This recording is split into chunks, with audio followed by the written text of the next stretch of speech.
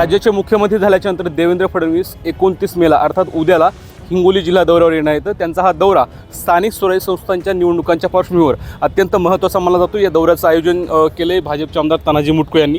साहेब, काय या दौऱ्याचं महत्त्व आहे निवडणुकांच्या स्थानिक स्वराज्य संस्थांच्या निवडणुकांच्या पार्श्वभूमीवर? निवडणुका तर आहेतच आहेत, पण 750 कोटी रुपयाच्या आमच्या विकास कामाचं भूमिपूजन आणि उद्घाटन असा डबल कार्यक्रम आहे। त्यासाठी मुख्यमंत्री साहेब येणार आहेत। महिला मेळावा आणि पुरुष मेळावा म्हणजे शेतकरी मेळावा असे या कार्यक्रमाचं स्वरूप आहे। पाऊस जरी आला तर ती सुद्धा आम्ही तयारी केलेली आहे। वॉटरप्रूफ असा मंडप ज्यामध्ये 30,000 लोक बसतील एवढा मंडपसुद्धा आम्ही उभारला आहे। त्यामुळं कुठली चिंता नाही आणि लोक निश्चित रूपानं महिला आणि पुरुष येणार आहेत। देवेंद्र फडणवीसांचं तुमच्यावर एक खास प्रेम राहिलेलं आहे। मोठ्या प्रमाणात भरघोस निधी दिल्याचं तुम्ही सांगताय। कोणकोणत्या कामाचं भूमिपूजन उद्याला होणार आहे?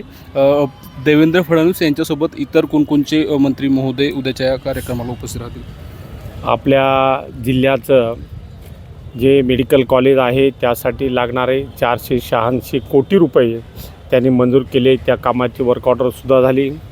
त्याचबरोबर मुख्यमंत्री सडक योजनेचे 40 किलोमीटर जो कॉन्क्रीटचे रस्ते होणार आहेत त्यासाठी सुद्धा 48 कोटी रुपये त्यांनी दिलेले आहेत। नरसी नामदेवचा जो रस्ता आहे आमचा मंदिरापर्यंत जाणारा त्यासाठी सुद्धा 10 कोटी रुपये आदरणीय गडकरी साहेबांनी दिलेले आहेत। शहरातले 114 कोटी रुपयाची कामं पूर्णत्वास गेली आहेत, त्याचंही उद्घाटन उद्या होणार आहे। असे विविध कामाचं उद्घाटन आणि भूमिपूजन, काही नवीन कामाचं भूमिपूजनसुद्धा उद्या आम्ही करणार आहे। त्यामुळं मोठा भरघोस असा कार्यक्रम आहे आणि नवीन मागण्या आता दाता जिथं आला तर आम्ही मागणार तर आहेतच।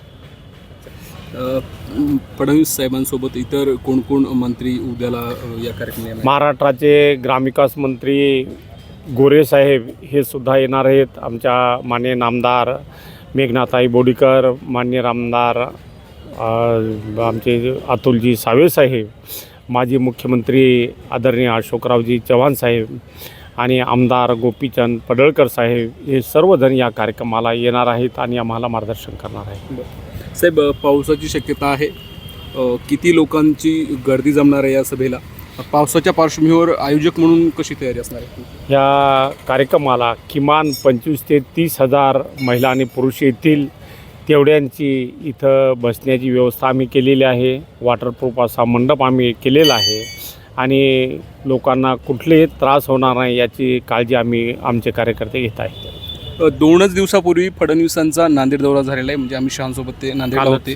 कालच। आणि आता हिंगोली जिल्हा दौरा होतोय। स्थानिक स्वराज्य संस्थांच्या निवडणुकांच्या पार्श्वभूमीवर या दौऱ्याचं किती महत्त्व आहे? तयारी कशी भाजपची? त्या दिशेनं तर आम्ही करणार। जे हिंगोली जिल्ह्याचा प्रचाराचा नारळच उद्या जिल्हा परिषद नगर परिषदचा आम्ही त्यांच्या हस्ते पडून घेणार आहे। निश्चित तर हे आहेत आमदार तानाजी मुटकुळे। उद्या या ठिकाणी स्थानिक स्वराज्य संस्थांच्या निवडणुकांचा प्रचाराचा नारळ फडणवीसांच्या हस्ते फोडला जाणार आहे अशी माहिती त्यांनी ABP माझाशी बोलताना दिली आहे। कॅमेरा पर्सन आकाश माधव दिपके, ABP माझा, हिंगोली। ABP माझा, उघडा डोळे बघा नीट।